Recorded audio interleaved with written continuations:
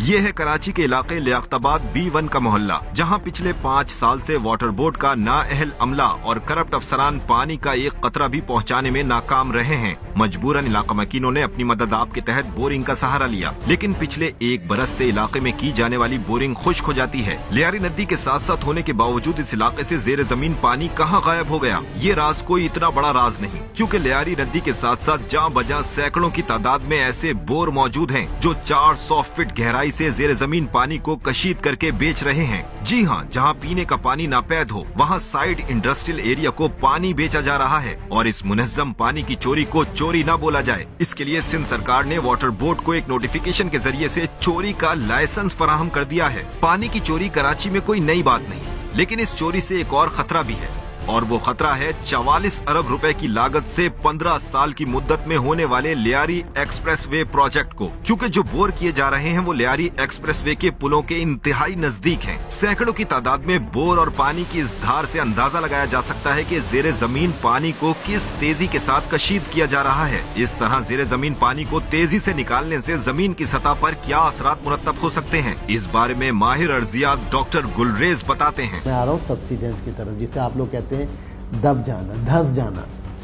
उसकी वजह यही है, अगर आपने पूरा एक्वीफर बेटा खाली कर दिया, सब सरफेस होराइजन पूरा खाली कर दिया, तो आपको ये तो जाहिल आदमी को भी पता है कि ग्रेन्स के दरमियान में पानी भी मौजूद था, हवा भी मौजूद थी, मगर पानी आपने निकाल लिया सारा का सारा।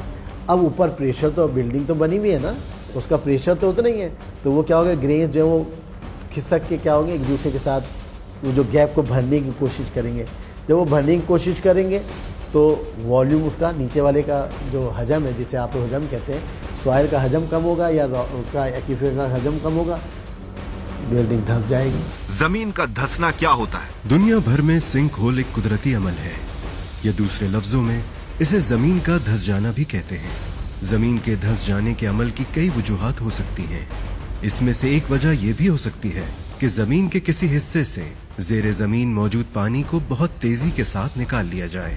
ऐसे में जमीन में मौजूद पत्थरों, रेत, नमकियात और चिकनी मिट्टी के मुख्तलिफ सतहों में खला पैदा हो जाता है। जमीन की ऊपरी सतह से मिट्टी इस खला को पूरा करने के लिए ऊपर से नीचे गिर जाती है।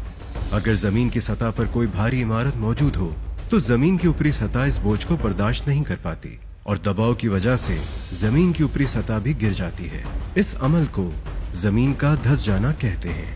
इस बारे में नेशनल हाईवे अथॉरिटी के कराची में मौजूद deputy director maintenance Hussain Shah ने बताया कि उन्होंने इस मामले को नेशनल हाईवे अथॉरिटी के चेयरमैन तक पहुंचा दिया है, लेकिन वहां भी मामलात सुस्त रवि का शिकार हैं और इस अहम मामले की तरफ ज्यादा तवज्जो नहीं दी जा रही। दूसरी तरफ एमडी वाटर बोर्ड जिम्मेदारी का सारा बोझ नेशनल हाईवे अथॉरिटी पर डाल रहे हैं। लियारी एक्सप्रेसवे जो है वो एनएचए की प्रॉपर्टी है। अगर एनएचए ये समझता है, और क्योंकि ये एक नेशनल प्रोजेक्ट है और मैं खुद इसी शहर का रहने वाला हूँ और मेरे लिए भी सहूलत का एक बायस है ये, अगर एनएचए ये समझता है लेट्स एनएचए का, एनएचए आए ना, एनएचए आके वाटर बोर्ड की तो पूरी सारी चीज़ की जिम्मेदारी नहीं है ये। एनएचए अगर ये समझता है कि इन बोर से उनको नुकसान पहुँचने का खतरा है लियारी एक्सप्रेसवे को, तो वो फौरन इसको बंद करवाए। वो गवर्नमेंट को लिखें, वो गवर्नमेंट को बताएं ये बात कि जनाब इसके एक्ट से, इस सब सॉइल के एक्ट से हमारा ब्रिज जो है वो खुदा न खास्ता अल्लाह न करे गिर सकता है, तो दे शुड कम। ऐसे में जहां एमडी वाटर बोर्ड से लेकर सिंध सरकार और वफाकी सरकारी इदारे भी इस मामले को तूल दे रहे हैं, माहिरीन के मुताबिक मुस्तकबिल में कोई हादसा और लियारी एक्सप्रेसवे की तबाही यकीनी नजर आ रही है।